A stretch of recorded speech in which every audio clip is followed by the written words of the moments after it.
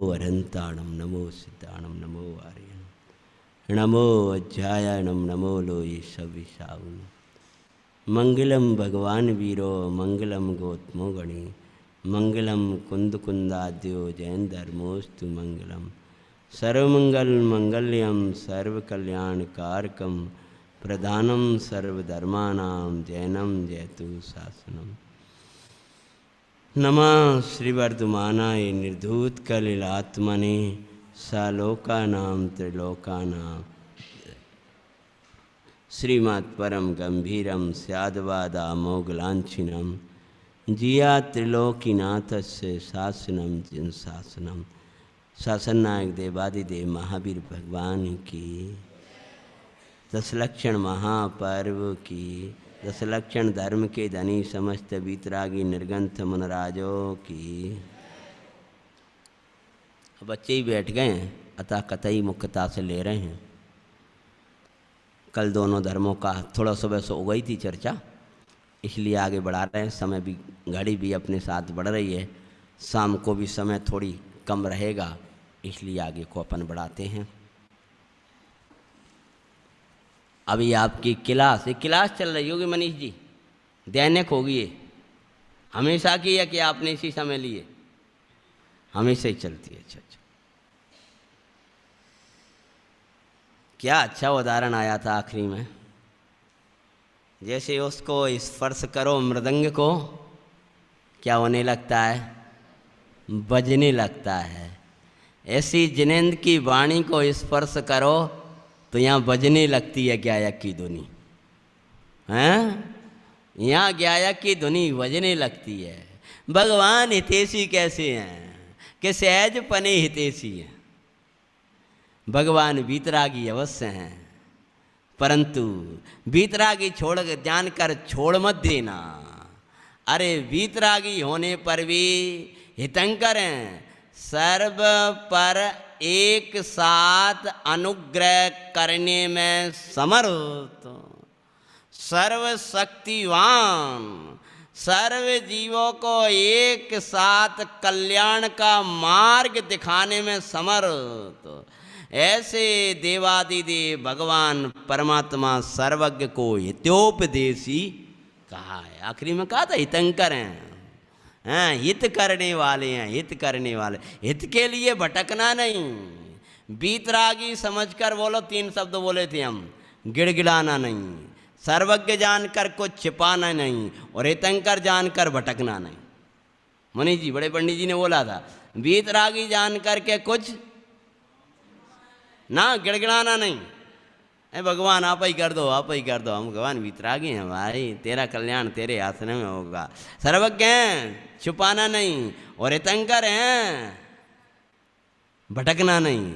हित मेरा हित होगा तो यहीं होगा, यहाँ नहीं होगा तो कहीं नहीं होगा, यहीं होगा और यहीं होगा। 2 बोल गए हम।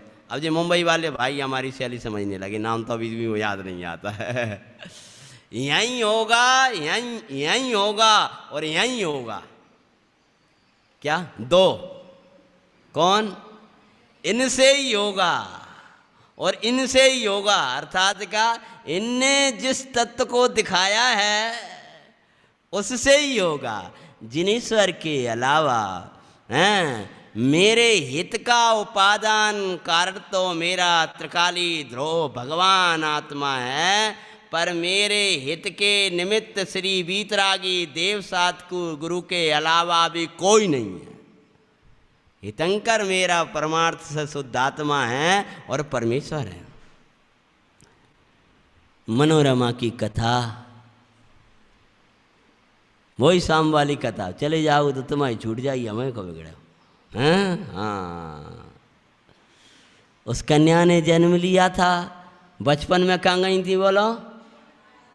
आरिका जी के बाद। फिर उनका हो गया था विवाह। पतिदेव कहाँ चले गए थे? विदेश चले गए थे। देखो तुमको याद है, बहुत अच्छी बात है। उसके बाद में क्या हुआ? वो कहाँ थी? अरे वाह, अब तुम्हारी छूट जाती। छत पर थी। उसके बाद क्या हुआ? हाँ, राजकुमार ने देख लिया। उसके बाद क्या हुआ कि पता नहीं सुबह क्या हुआ था।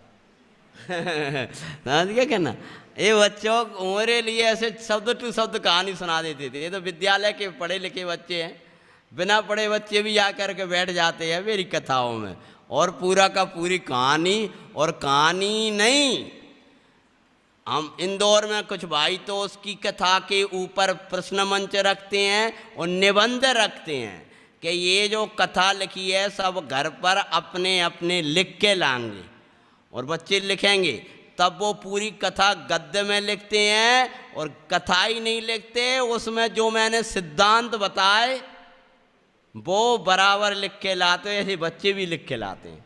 और फिर मैंने सोचा हो सकता है किसी से नकल करके लिखे आया हो, तो फिर मैंने उससे पूछा सभा में, तो बराबर उसने वैसा का वैसा सुना दिया। तब खुशी हुई कि इन कथाओं के माध्यम से बड़े बड़े सिद्धांत भी ये बच्चे पी जाते हैं। तो प्रातः में जब वो राजकुमारी ने देखा, तो देखने के बाद में उसने अपनी दासी को भेज दिया था, और दासी ने जब अपना प्रस्ताव रखा था तो दासी की क्या पड़ी थी, मार पड़ी चाबुक से।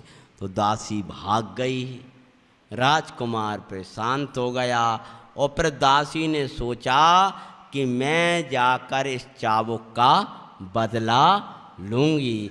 एक कहानी सुबह थोड़ी सी मैंने ली थी, उससे आगे जैसी ही वह आई है, सोचे नाम सुनते जी तो हो गया।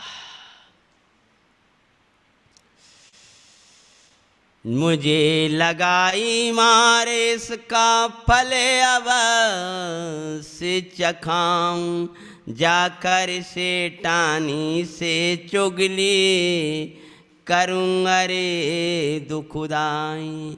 तुम्हारी बहू नित राजकुमार के पास जाते हैं, सती मनोरमा की मंगल कथा सुनाते हैं। सुनो जी मंगल जैनपुरा।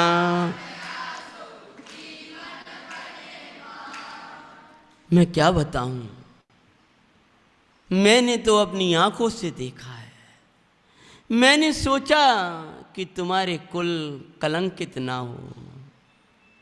यद्यपि राजा को पता चल जाए या राजकुमार को पता चल जाए तो मुझे तो सूली पर ही चढ़ा देगा, पर मेरे से रहा नहीं गया। तुमको जो करना हो मुझे सूली पे चढ़वा देना, परंतु मैं सच कहने आई हूँ कि तुम्हारी बहू प्रतिदिन राजकुमार के महल में गुप्त रीति से 1-2 बार मैंने देखा है, और तुम्हारे कुल को कलंकित कर रही थी।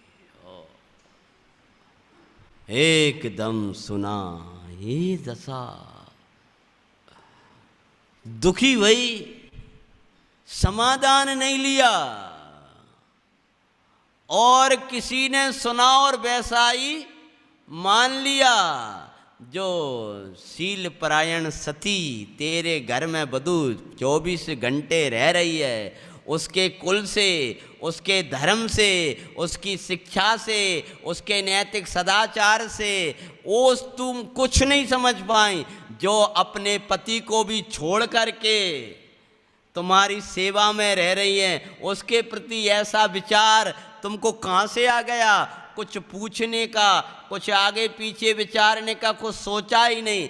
ध्यान रखना, कसाईयों का प्रारंभ अविवेक में होता है और अंत इनका पश्चाताप है। बड़े पंडित जी का वचन है नीति वचन में, आप तो पढ़ लेना भाई अपने जीवन को संवारने के लिए। अविवेक में होगा जब भी कसाय होगी, और अंत में क्या होगा आपको? इसलिए जब भी कसाय आए बहुत सोचना। क्रोध के आवेश में कभी निर्णय नहीं लेना, कसायों में कभी निर्णय नहीं ले लेना।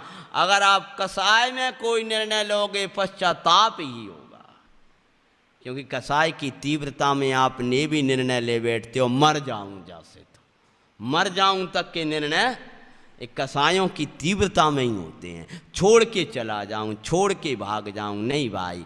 गलती को छोड़ना, त्रुटि को छोड़ना, लेकिन अच्छे कार्यों को कभी मत छोड़ना भाई। सोचने लगी और दुखी होकर के मैं कहता हूं, एक दासी के कहने पर अपनी बहू पर अविश्वास कर लिया। जो बहू ऐसी है, ऐसे ही काज ये पुण्य पाप के दास भावों को के कहने से तुमने त्रिकाली ध्रुव भगवान आत्मा पे अविश्वास कर लिया क्या?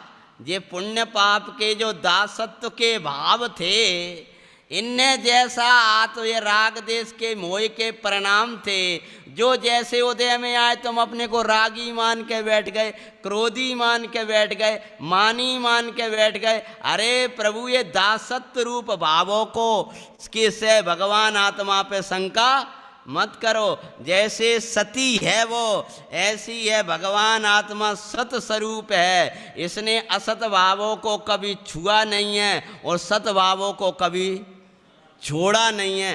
कुछ समझ में आ गया सिद्धांत? जैसे अपनी शील परायण बहू पर विश्वास अविश्वास करके घर से निकाल देती है, उसी प्रकार यह त्रिकाली ध्रुव भगवान आत्मा जो भगवत स्वरूप है, सिद्ध स्वरूप है, आनंद स्वरूप है, पूर्णानंद की खान है, इन राग देश मोह रूप है दासत्व परिणामों के को देख करके तू भगवान आत्मा को रागी द्वेषी मोही कह करके आत्मा को अपने घर से यानी अपने उपयोग से निकाल देता है। ये ऐसा ही दशा है जैसे मनोरमा की सास ने काम किया। ऐसा कोई करता तो नहीं है भाई? बोलो समझ में आया? क्या होता है उसके बाद में? जा करके पतिदेव से कहा और वो बोले कि क्या करूं? सुन सेठानी हुई दिखुत सेठ से जाए कही, सेठ कम दिया निकालो मैलो से सही। तत्काल ही सेठ ने भी कोई विचार नहीं किया, कोई द्रव्य चोर क्या दिया मैलों से। अब देखो अगर पूरी कथा बाँच दी तो आखिरी में इनका क्या होगा, कितने पछताएंगे ये लोग। सेठानी जा सती से ऐसे बचन कहती है, पियर से भी पियर में विवाह तुम्हारे बुलावा आया है सही। बेटा तुम्हारे पियर में यानी उज्जैनी नगरी में तुम्हारे पिता के यहाँ विवाह है परिवार में किसी का, और तुम्हारा बुलावा आया है और तुमको जाना है। बोली सती, आज की स्थिति होती थी अच्छा हम तो जा रहे, तो मनोरमा क्या कहती हैं? बोली सती बिना बुलाए जाऊंगी मैं नहीं। माँ ये मेरा घर है, ऐसे कैसे हो गया? पिता के घर में विवाह है और मुझे बुलावा के लिए कोई नहीं आया? ऐसा नहीं हो सकता है। अगर बुलावा विवाह होता तो बुलावा भी आता, और हम अपने घर में रह रहे हैं, हम बिना बुलाए नहीं जाएंगे। ये लौकिक संस्कार दिए थे। बताओ आज ये संस्कार भी कितनों को रह गए? बताओ आज के समय में ऐसे संस्कार जो पौराणिक संस्कार हैं, ये तो मैं शेष तो अध्यात्म की बात करता हूँ, समझ में आया? ये पौराणिक संस्कार भी आज के बच्चों में कितने रह गए, और यदि नहीं रहे तो फिर मेरी कथा क्यों बंद कराते हो? बंद कराते हो मतलब क्या? अब पंडित जी कथा तो ठीक है, ठीक नहीं है, इसी से आपका जीवन अठीक हो रहा है। और जब में आपके घरों में क्लेश होता है तो ये सूक्ष्म तत्व में आपका उपयोग नहीं लगता। जैसे श्रावकाचार्य जी में लिखा है कि गृहस्थ को अपने योग्य जीविका का भी साधन रखना चाहिए, क्योंकि गृहस्थ का चित्त अगर जीव का अस्थिर है तो उसका धर्म ध्यान में चित्त नहीं लगता है। अतः गृहस्थ को अपनी योग न्याय नीति की, क्या लिखा है, हाँ, बिना अन्याय का तो भोजन ना करे, अभक्ष्य भोजन नहीं करेगा, भूखा सो जाएगा, दारिद्र जीवन जी लेगा, अन्याय के कार्य नहीं करेगा, हमेशा न्याय से कमाएगा, विवेक से खर्च करेगा और संतोष से रहेगा।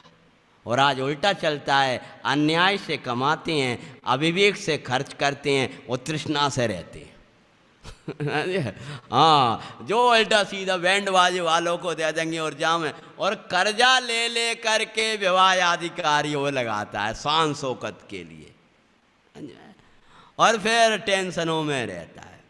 तो जैसे वहाँ कहा है उसी प्रकार से हमारे जीवन में ये पावन तत्व के लिए अगर हमारे घरों में ये नीति चलेगी तो अध्यात्म चलेगा, अगर नीति नहीं होगी तो अध्यात्म भी नहीं होगा। अरे नीति के बिना अध्यात्म नहीं पा पाओगे। नीति हमारा वस्त्र है और धर्म गहना है। क्या बोले? नीति वस्त्र है और धर्म गहना है। माताएं बहनें दो पहनती हैं, एक तो वस्त्र और एक गहना। कीमती कौन है? दूसरी सरल भाषा बोल रहा हूं, समय श्रावकाचार नीति यानी वस्त्र है और समय सार गहना है। कीमती कौन है? डर काहे को रहे हो? बोलो ना। हैं? गहना तो जानते हो, आभूषण, सोने चांदी हीरा जवाहरात के आभूषण। तो कपड़ा ज्यादा महंगा होता है कि आभूषण? समझ में आया? गहना महंगा होता है, हैं? और वस्त्र तो उतना महंगा नहीं है। तो कीमती कौन है? कि यद्यपि कीमती तो, ये बच्चों बात नहीं बेटा, हाँ बात नहीं करते। अभी सुना रहा हूँ मंगल जैन पुराण। मैं दूर दूर बैठा दूंगा अगर राग देश मोही की तरह करोगे। मेरी क्लास में कोई आके बैठ जाता है ना, चार दिख जाते हैं और चार बातें कर रहे हैं तो अलग अलग करते तो विभावों को सबको अलग अलग कर दो तो फिर ख़त्म हो जाएगा। दूर दूर बैठा दूंगा सबको, एक दूसरे से बात नहीं कर पाओगे। समझ में? देखो तो ध्यान रखो, अध्यात्म क्या है? पहली बात तो अगली क्लास जब जिसकी हो आपको कॉपी पेन रखना है। कभी भी प्रवचन में बिना कॉपी पेन के नहीं बैठा करो। और कम से कम प्रत्येक बालक को 5 वाक्य नोट करना है। और मैं अभी किसी को भी खड़ा करूंगा प्रवचन के बाद, कर सकता हूँ, हैं? और फिर पूछूंगा कि आपको कितने वाक्य आते हैं आज के प्रवचन। इसलिए आपको उपयोग से सुनना है। और मैं उसी को खड़ा करूंगा जो मुझे दिख जाएगा बैठा नहीं है यहाँ। सबसे पहले उसको खड़ा कर दूंगा जो मुझे समझ में आएगा ये बैठा नहीं है। आपको बस एक वाक्य बोलना है या कोई कहानी बोलना है, इससे क्या आपकी बात बंद हो जाएगी कम से कम। तो ध्यान रखना, कीमती तो हमेशा बोलो गहना ही है। तथापि फटे वस्त्रों पर गहना शोभायमान नहीं होता है। अगर कोई बहन मैले फटे वैसे ही कपड़े पहने आए और फिर गहने डाल के आए, क्या क्या हम कैसे लग रहे? जैसे फटे वस्त्रों पर, मलिन वस्त्रों पर आभूषण गहने शोभायमान नहीं होता, उसी प्रकार जिसके जीवन में योग्य नीति नहीं है वहाँ ये अध्यात्म शोभा को प्राप्त नहीं करता है। इसलिए नीति भी जरूरी है जीवन में। तो आगे पीछे कुछ भी विचार नहीं किया और सेठ ने जा कर के जब कहा तो मनोरमा कहती है नीति नहीं है माता, ये हमारा घर ही है। मेरे ही पिता मेरी माता ने मुझे आज्ञा दी है कि बेटा कभी बिना बुलाए नहीं आना। हाँ, उनकी आज्ञा का मैं पालन कर रही हूँ। तब क्या बोलती? सासू बोली संदेशा हमारे पास भेजते हैं। क्या बोले? अरे हमारे पास संदेश आया है ना, हमें बुलावा आया है, तुम्हें क्या मालूम? सासू माँ की आज्ञा समझ, क्या मन तो नहीं था ऐसा जाने का, लेकिन माता ने आज्ञा दी थी विदाई के समय, बेटा अपनी सास को मेरे से अधिक मानना। वो पर शिक्षा तो मैंने दी नहीं है, अभी कल समय जल्दी हो जाता है ना। और अधिक मानना, हमेशा उनकी बात को शीश पर रखना, कभी अवज्ञा नहीं करना। सो क्या सोचा?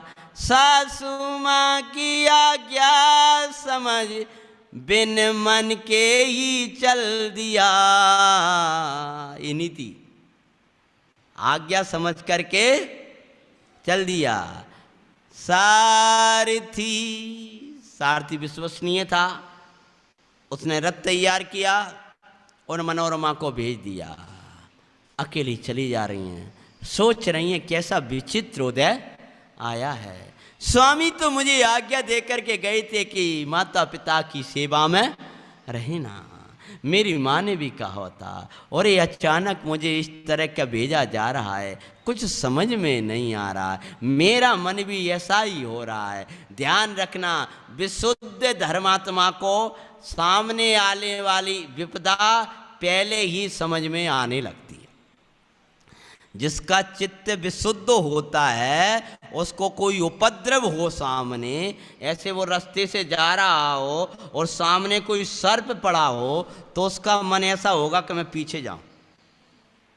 अगर आयु कर्म शेष है और उसके परिणाम में कोई आपदा या कोई वैसा है, कोई आगे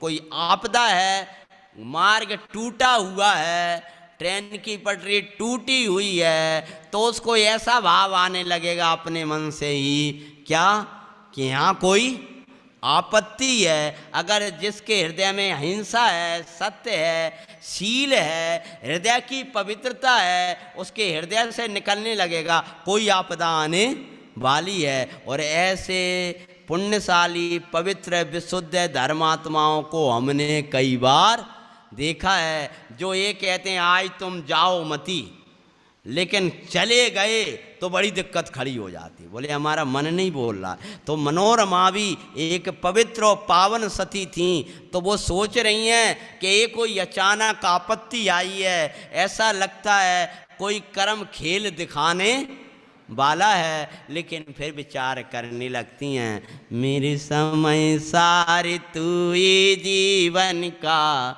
सच्चा साथी ना, तेरा न छूटे सा, ओ मेरे भगवान हमेशा रहियो मेरे साथ, तेरा न छूटे साथ।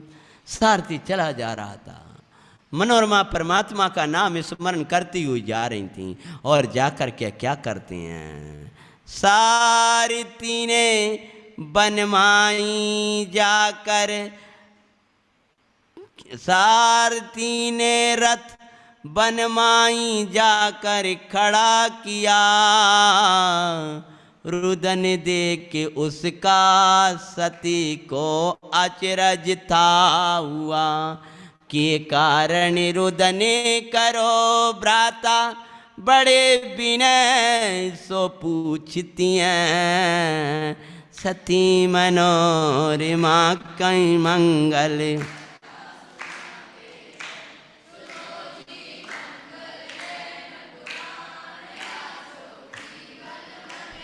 सारथी जब रोने फूट कर रोने लगा, एक जंगल की ओर रथ जा रहा है, और बियाबान जंगल में जा कर के रथ को खड़ा कर दिया है।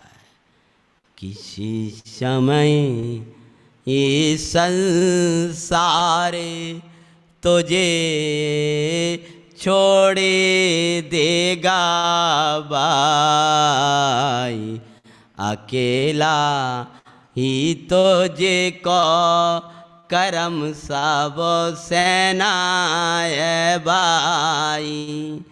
जिन जिन को अपना कहो बे अपने नाही कोई, अपना तो सोदातम अपने परमेष्टियों। एक दर में ई भाई तेरे नित साथ होगा। कब कौनी सा उदय आए तो मैं कहाँ खड़ा रहना होगा। आज मेलन माई राजो कल जंगल भी हो सकता। इतने जन सेवा करते कल कोई नहीं हो सकता। संस्कार दिए थे माँ ने, हैं माता जी ने। पर धर्म ही साचा साथी तेरा साथ कभी छोड़े ना। कैसी भी विपत्ति आए बेटा निज धैर्य न खोना। प्रभु के वचनों को सुमर कर तुम सदा प्रसन्न ही रहना। ध्यान रखो, आज तुम करोड़ अरबपति हो, आज इतने प्रसादनों के बीच बैठे हो, आज इतने बाबा करने वाले हैं, कल फुटपाथ पर भी हो सकते हो। पर ध्यान रखना, आज जो तुम्हारे साथ धर्म है वही तुम्हारा साथ देगा। धर्म ही वो साथी है जो साथ नहीं छोड़ता। जब सारथी फूट फूट कर तेज रोने लगा तो मनोरमा को भी चित्त और घबराने लगा कि जिस विपत्ति की मैंने शंका की थी ये कहीं दुई विपत्ति तो नहीं आ गई। इस जंगल में ये सारथी और इतना हिम्मत वाला और रो रहा है तो ये मात्र जंगल देखकर तो रो नहीं रहा होगा। ये जंगल का भयानक आवाज़ें सुनकर तो रो नहीं रहा होगा। इसका रुदन का कोई कारण तो होगा। किस कारण किया खड़ा रथ अरु करो रुदनी भाई। बोला माता रोक दिया, हाथ जोड़ लिए। हे भैया तुम काय के लिए रो रहे हो, किसके लिए रोदन कर रहे हो। तब सारथी ने हाथ जोड़े हैं और बोला है, हे माता, बोला आपको इसी वन में रहना अब दुखदाई। हे बहन, हे माता, मैं दासी दास हूं आपके घर का बहुत पुराना। हे मुझे आज ऐसी आज्ञा दी है पाप भरी जो जीवन भर में कभी नहीं मिली। मुझे आज इस वन में आपको छोड़ने की आज्ञा दी। मैंने भी सेठानी जी के चरणों में गिर गिर के बहुत बार कहा कि आप मालिक ने ऐसा कठोर व्यवहार मत करो। मालिक से भी कहा लेकिन उन्होंने किसी ने नहीं सुना। हाँ, क्यों, कारण क्या था। मनोरमा बोलती ऐसा मुझ दासी से क्या अपराध हो गया। अरे ये तो वास्तव में मेरे ही कर्म का उदय है। अरे अपगत राधा अपराधा, सबसे बड़ा अपराध तो अपने भगवान आत्मा के प्रति हुआ है, आत्मा को दिखाने वालों के प्रति हुआ है। अरे आचार्य भगवान कहते हैं राध का अर्थ प्रसन्नता होता है, और प्रसन्नता से रहित है वो अपराध है। आत्मा को देख देख कर प्रसन्न रहने का नाम आराधना है, और आराधक जीव निरपराध होता है, और अन्य को देखकर प्रसन्न होने वाला वही विराधना है, और विराधक ही बोलो अपराधी होता है। आराधक आत्मा को देखकर या आत्मा दिखाने वालों को देखकर जो प्रसन्न होता है वह निरपराधी है, आराधक है। विचारने लगी, मैंने कहा अपराध किया, तो बोले दासी ने दोषी कहा, सुन तुम्हारा परित्याग करते हैं। सती मनोरमा की मंगल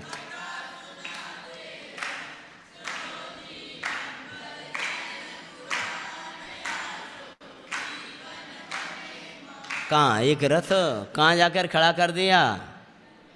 जंगल में। सारथी क्या कर रहा था? रो रहा था। तुम तो नहीं रो रहे बेटे। छोटू, क्या नाम है? और छोटू, ये यही वाला सर क्या पहने, नीली शर्ट, इधर उधर मत देखो। हाँ हाँ, तुम भी छोटू हो क्या?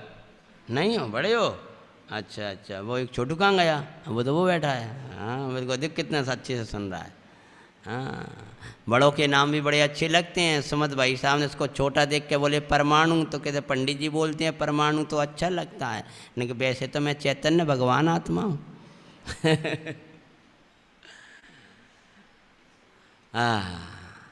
रुदन कर रहा था। क्या करें, बच्चे हैं, पूरे दिन के थके हैं। तो बड़े वैसे हो जाएं तो चित्त तो लगाना पड़ता है भाई।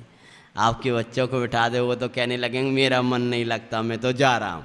हाँ, तो मैं तो खेलूँगा बाहर जाकर। ये आकर बैठ गया, ये तक ये भी बच्चे ही हैं भाई, इनको स्नेह दिया करो, हैं, इनसे मिला करो, इनका उत्साह बढ़ाया करो, इनकी प्रशंसा किया करो। इनको अच्छा लगे कि देखो इतने लोग हमारी प्रशंसा करते हैं। इनसे मिलने, अगर आपका बच्चा होता तो मिलने जाते आप अलग से। और ये बच्चे किसके हैं? बोलो, आपके हैं क्या नहीं हैं? तो इनको उत्साह बढ़ाया करो, इनका प्रोत्साहन किया करो, और ऊपर ऊपर का नहीं, सब प्रकार का। अब सही समझ जाओ।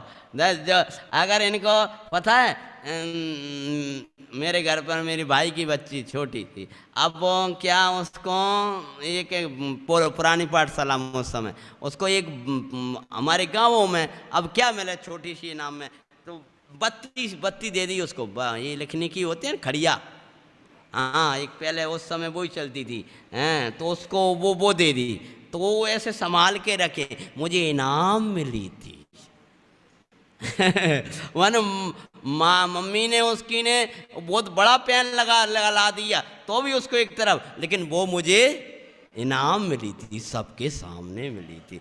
मैंने उत्तर दिया था, तो उस बत्ती को रखे वो संभाल करके। तो ये उनका उत्साह बढ़ाने से धर्म के प्रति उत्साहित होते हैं, समझे? तो अपन कहते तो विषय पे आते हैं। किस कारण से?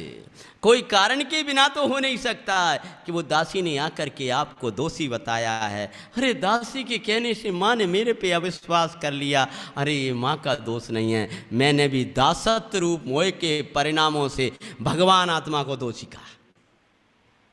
भगवान आत्मा को दिखाने वाले जिन देवों पे शंका की होगी, जिन वाणी पे शंका की होगी, जिन गुरु पे शंका की होगी, धर्मात्माओं पे अविश्वास किया होगा, उनमें कोई दोष देखा होगा, तो आज मुझे भी दोषी जान करके निकाल दिया गया। जैसे भवन में अज्ञानी शुद्धात्म को छोड़े, वैसे ही माँ इस भवन में हम आप को छोड़ें।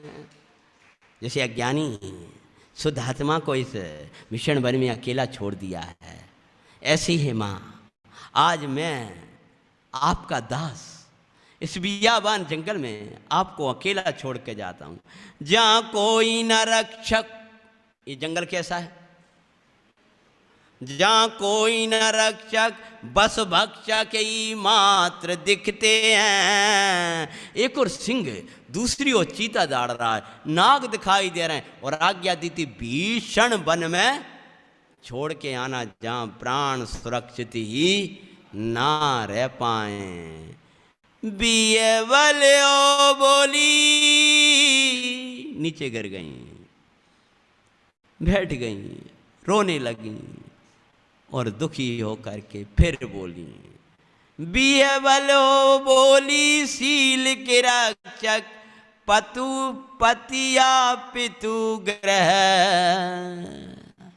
भाई मुझे प्राणों की कोई चिंता नहीं है, अभी कोई बाघ सिंह आकर खा जाए मुझे चिंता नहीं है, पर चिंता तो मात्र मेरे सील की है।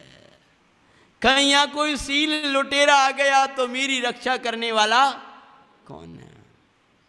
सील की सुरक्षा के, शीलवती कन्या की शील की सुरक्षा के दो ही स्थान होते हैं, पति का या पिता का घर।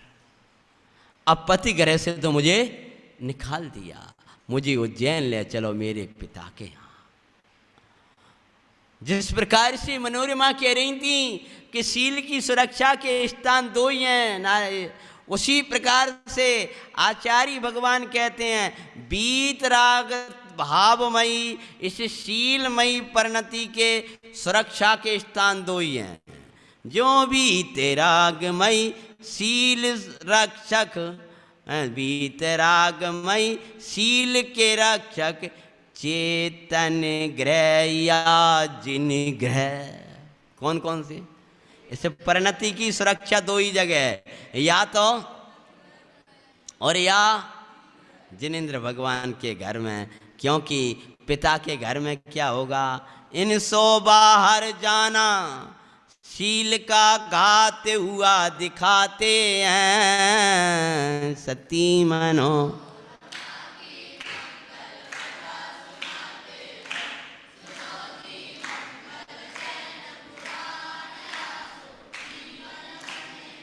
ये भाई, पिता के घर चली जाऊंगी, वहां मेरा शील की रक्षा रहेगी और मेरे पति के मिलने के अवसर रहेंगे। अभी माता पिता ने मुझ पर कलंक लगाकर निकाल दिया है, कदाचित मेरा तीव्र पाप का उदय ना हुआ तो मेरे पति तो मुझ पर विश्वास करेंगे, लेकिन यदि उन्होंने भी अविश्वास किया तो मेरा शील सुरक्षित तो रहेगा, परंतु बियाबान जंगल में तो कोई मेरे शील की रक्षा ही करने वाला नहीं है। ऐसी है बब, अगर परिणाम की सुरक्षा रखना चाहते हो तो या तो चैतन्य में रहना या चैतन्य को दिखाने वालों के पास में रहना, नहीं तो लुट जाओगे, लुट जाओगे अगर इनको छोड़ करके जाओगे तो। पर ध्यान रखना, आदि के उस कन्या को कहाँ रहना है? पिता के घर के पति के घर? ज्यादा कहाँ रहना है भाई, तुम्हारा विषय नहीं है, बड़ों का है। अब तुम का जानो पिता और पति क्या होता। बोलो, ससुराल ज्यादा लेना है कि मायके ज्यादा रहना है? आप क्या बोलते हो? हाँ, तो ये ससुराल है, ये मायका है, कौन सा? तो ज्यादा कहाँ रहना है? रहना तो, और ये मायके वाले भी ऐसे ही होते हैं कि जब जन्म लेते हैं ना, इनके चरणों में आते हैं, तो बच्ची जन्म लेती है तब से ही कहते हैं बेटा, क्या बोलते हैं? हाँ, क्या बोलते हो आप लोग भैया? हैं? पराए घर जाना है। धन भी बोलत है पहले ही, वो तो ठीक ही है, लेकिन वो बच्ची को सिखाते हैं। क्या सिखाते हैं? पराए घर जाना है, ढंग से सीख लो, पराए घर जाना, अच्छे चलना सीख लो, ये पराए घर जाना है।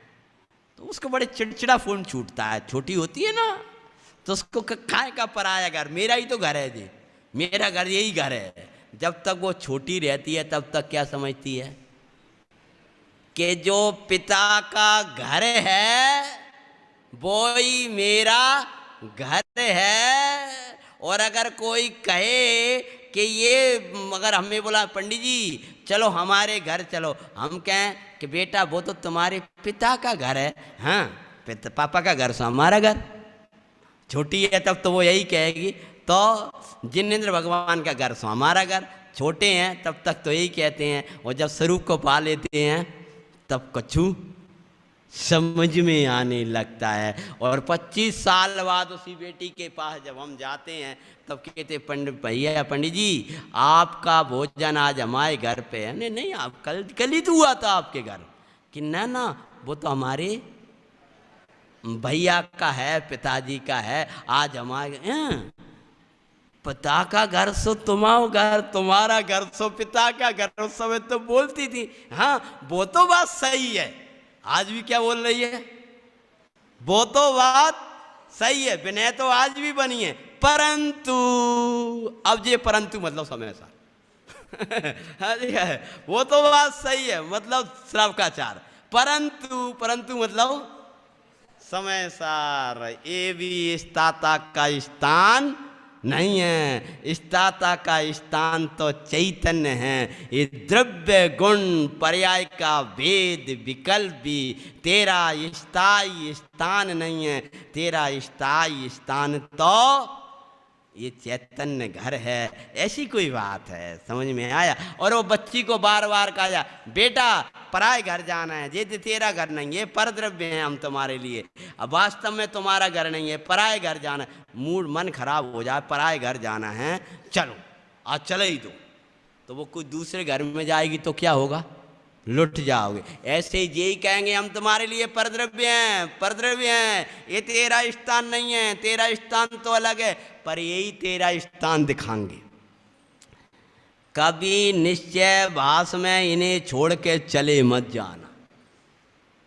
ये कहेंगे हम तुम्हारे लिए परद्रव्य हैं, तो इनसे ये कहो कि प्रभु जब तक स्वद्रव्य नहीं मिल जाएगा तब तक आप ही हमारे हो, और अगर आपको हमें भगाना है तो हमारी आत्मा को बिठा दो। जो लो नहीं शिव लाऊं, अरे प्रभु आपके चरण में तब तक रहूँगा जब तक स्वरूपाचरण की प्राप्ति नहीं हो जाएगी। मैं आपको छोड़कर जानने वाला नहीं हूँ कि आपको अपना ना कहकर अगर मैंने किसी दूसरे को अपना कह लिया, दूसरे के घर में चली गई वो कन्या, तो उसकी सिर की भी सुरक्षा नहीं रही। इसलिए अपने मन से घर मत खोजना, पिता ही घर खोजेगा। ऐसे ही यही भगवान तुझे तेरे ज्ञाता में बिठाएंगे, वे ही तुझे मार्ग दिखाएंगे। सारथी रोदन करने लगा था। मैं नौरमा बोली हैं कि मुझे मेरे पिता के घर ले जाओ, लेकिन पिता के घर में पहुंचने के लिए उज्जैनी की ओर गए हैं। शंका थी अंदर में। ज्यों ही उज्जैनी में प्रवेश हुआ है और सारथी गया, मैं मनोरमा को बाहर छोड़ के कि पहले मेरे पिता को मेरे आने का संदेश दो। तब पिता को जाकर के संदेश दिया। तब क्या होता है? पास समाचार कोई दोष लगा, लख त्यागा है दुख का। समाचार पाया कि ऐसे ऐसे आई है बेटी और कोई दोष लगाया है, कह दिया उस कलंकित करने वाले मेरे कुल को, ऐसी मनोरमा के मेरे घर में कोई जगह नहीं है। पापे उदय में नहीं साए के निमित्त पाते हैं, सती मनोरमा की मंगल। व्यवहार जगत का वैसा ही होगा जैसा हमारा उदय। पितु भ्रात सभी करें व्यवहार वैसा जैसा कर्म उदय। उदय बिना तो बस समय सार को पाते हैं, सती मनोरमा की। पूरा संसार उदय से मिलता है, पर भगवान समय सार उदय के बिना मिलता है। पा उदय के बिना, पुण्य उदय के बिना, जिनको तुम अपना अपना कहते हो वे कोई मिलने वाले नहीं है। और मनोरमा ने ऐसा विचार करके और ज्यों ही वो सारथी गया है, हो निराश आया सारथी सती के पास, तीव्र उदय में वो आत्मन झूठी पर किया।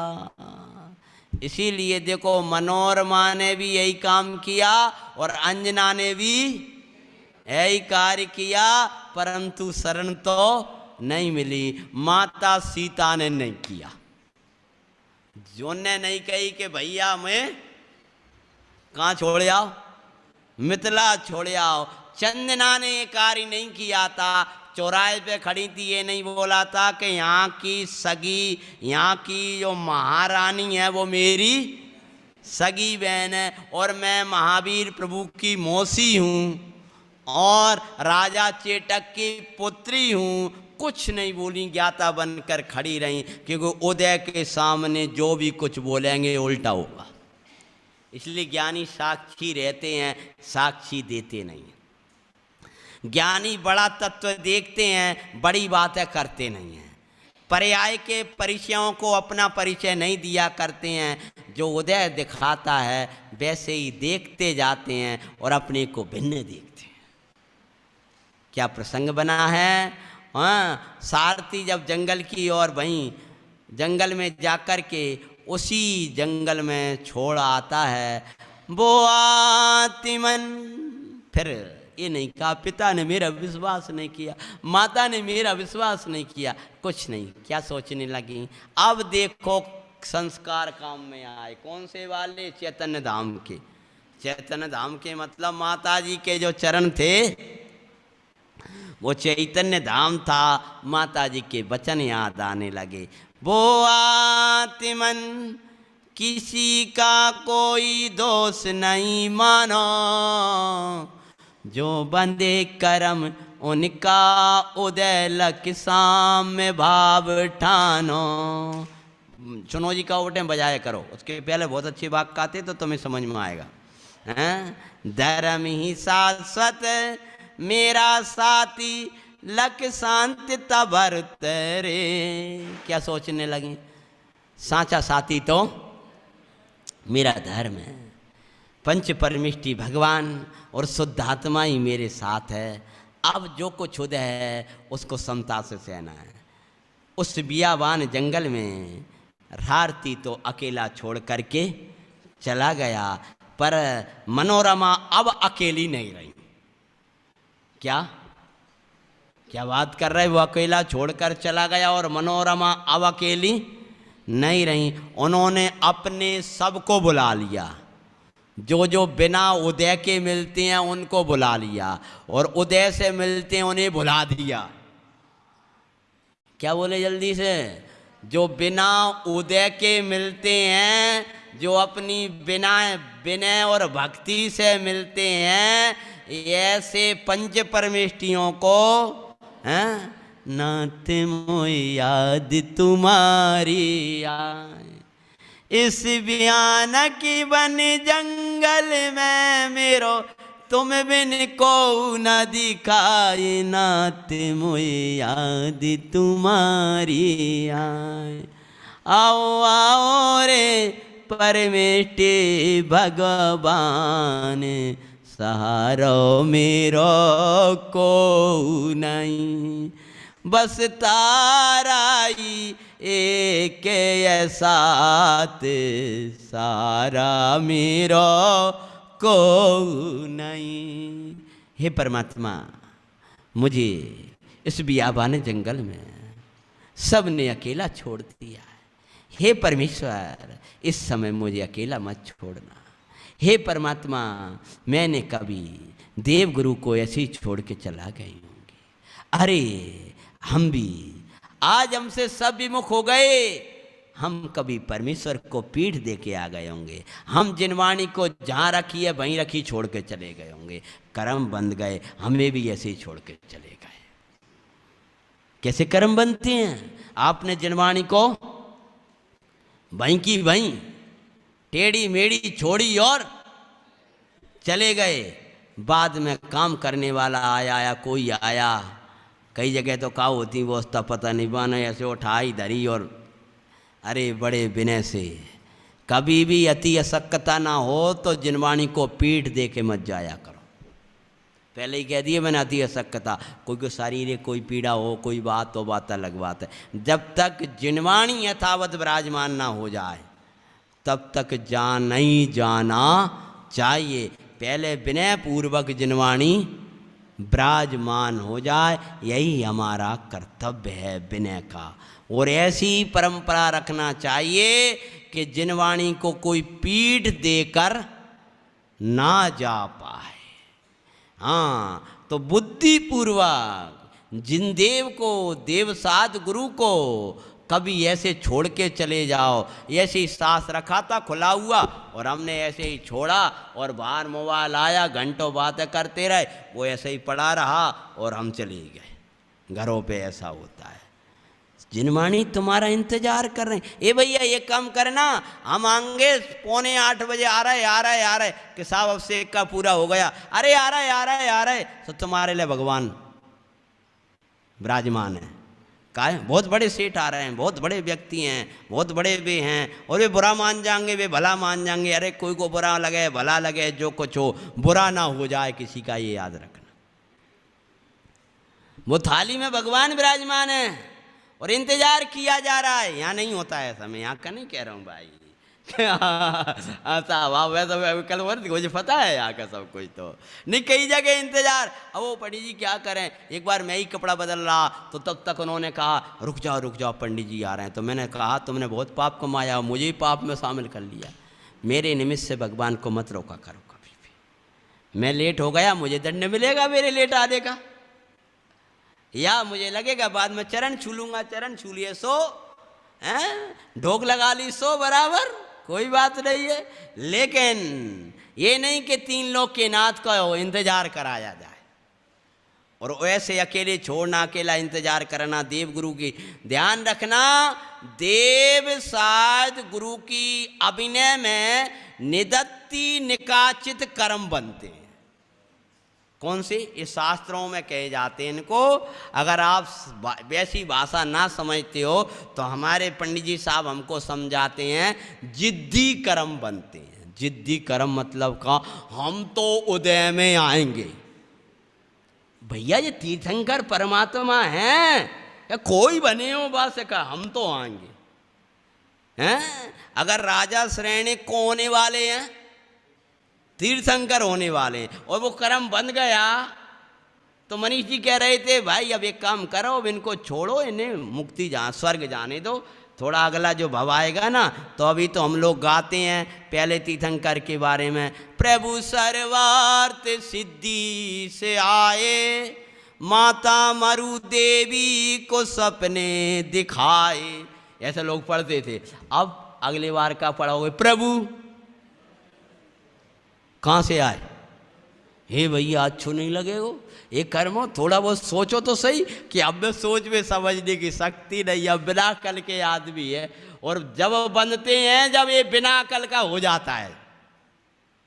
अगर आप भी दोष छोड़ने में जिद्दी बनोगे तो कर्म भी जिद्दी होंगे, वे जिद्दी कर्म बनेंगे। आप कहोगे हम गलती नहीं छोड़ेंगे, नहीं छोड़ेंगे, नहीं छोड़ेंगे, तो उदय भी कहता है हम भी तुम्हें नहीं छोड़ेंगे। इसलिए विचार करो, जिनके 6 माह आने के पहले रत्नों की वर्षा बरस रही है, और उन्हीं जब केवल ज्ञान लेने जा रहे हैं, और एक तुच्छ बेंतर पत्थर बरसा रहा है। सोचो तो सही, तुच्छ बेंतर। इसलिए भाई कर्म नहीं बांधना। सती विचारने लगी कि मैंने जो कर्म बांधे थे सो आज उदय में आए हैं, कोई बात नहीं है, मैंने जो किया होगा। हैं धर्म तो बीत रागी है, राग में उसको है कहना। धर्म को दोष कैसे बताया? बीतरागी धर्म को रागी कहना। अहिंसा माई धर्म को हिंसा में बताना, ये सब दोष हैं। और सुख में धर्म को दुख में लखने का फल पाते हैं। सती मनोरमा की मंगल लखे कष्ट में व्रत नियम आदिक धर्मी जन का संग।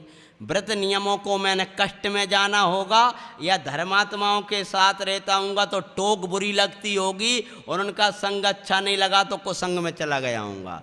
छोड़े उन्हें हुए होंगे हम तो अरे सुछंद, अकेले रह गए होंगे। सुछंद अकेले रहो, कोई दिक्कत नहीं, टोक टाक नहीं है, तो हम अकेले रहे होंगे तो आज अकेले रह गए। फल आया है उन्हीं कर्मों का सती और विचारती हैं। आ गए समझ में कि जो हमने ऐसे देवसा गुरु को अकेला छोड़ा होगा, ये अकेला छोड़ने का फल हम अकेले रह गए।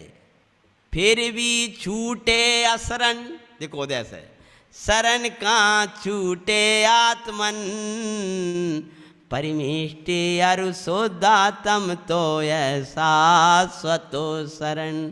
जो बाँ शरण वो यहाँ शरण श्री जिनवर कहते हैं। सती मनोरमा की मंगल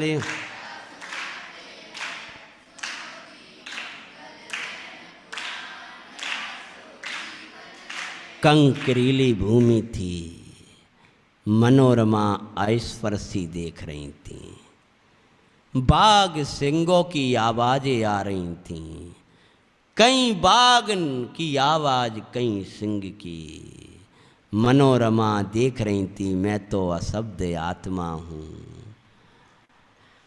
नाना प्रकार की स्थितियों में उसे चल रही हैं, कांटे चुभ रहे हैं। चैतन्य के जाननहार जनाए नाथ मोए जाननहार जनाए। यह विचारती हुई बेसती शुद्धात्मा को याद करने लगीं, प्रभु परमेष्टि को याद करने लगीं, वैराग्य भावनाएं भाने लगीं और आत्म ध्यान में उसे ऐसी हीन दशाएं दुर्दशा में भी आनंद की रचना हो गई और आनंद में मग्न बड़ी प्रसन्न भई। उसी समय राजगिरई का राजकुमार आ गया बन के माई। करम नाना रूप ले कर आता है भाई। धैर्य बंधाया, प्रसन्न हुई। उसी समय राजगिरई का राजकुमार उस वन में भ्रमण के लिए आ गया। वो राजा का अभी युवराज पदोजी मिला है और उसने मनोरमा को देखा जंगल में और देखते ही उसके परिणाम खराब हो गए। जिसकी शंका थी वो उदय सामने आ गया। भो आत्मन कर्म चिंता करे से नहीं छूटते हैं, कर्म छेदन करे से छूटते हैं। कर्म की जानकारी मत करो, मात्र चिंता मत करो। प्रज्ञा से जब छेदोगे तभी कर्म छिदेंगे। हे भव्य, यही कार्य करने लायक है कि कर्मों को नाश करो। राजकुमार निकट आ गया है और क्या उपसर्ग करने वाला है। कथा आगे क्या होगी अपन संध्या की बेला में पुनः। आज शील का प्रसंग है, इसलिए इस कथा को आज जल्दी बैठेंगे और आज जल्दी छोड़ने का प्रयास करना है अपन को, क्यों उसके बाद आपका कार्यक्रम होना है। बच्चों से तो माफ़ी मांग लेते थे, अब तुमसे नहीं मांग पाएंगे, इसलिए आप समय से आ जाना। बिल्कुल लेट मत होना, कथा मोड़ी लंबी है और इसको पूरी करना है कल तक। ओम नमः सिद्धेभ्यः।